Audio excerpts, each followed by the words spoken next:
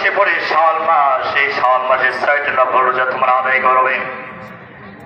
এই শাওয়াল মাসের 6টি নফল রোজা যে আদায় করলো, 1 বছরের নফল রোজা নাকি আল্লাহ পাক তার আমল নামায় লিখে দিবে। হিসাব করেন, রমজানের 30 রোজা, শাওয়ালের 6 রোজা করে হলো 36টি। এই 36টি রোজার সাথে 10টি গুণ করেন, 365 হয়।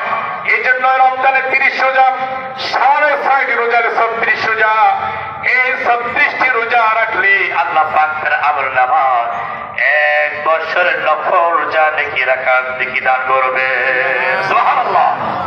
এই জন্য আমরা যারা আছি এবং বাড়িতে মা বোন যারা আছি তাদেরকে আপনি বলবেন ইনশাআল্লাহ এই রমজান মাস শেষ, ঈদের পরে যেন যে কোনো সময় পুরো মাসের মধ্যে ভাঙ্গা ভাঙ্গি একটা একটা করে রাখাও জায়েজ আছে, একসাথে একটানা 6টা রাখাও জায়েজ আছে, দুইটা করে রাখাও জায়েজ আছে।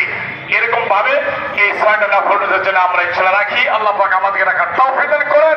ইনশাআল্লাহ আপনারা আমাদের বাড়িতে মা বোন যারা আছে তাদেরকেও এই শাওয়ালের 6টি নফল রোজা রাখার জন্য আপনারা ইনশাআল্লাহ বলবেন।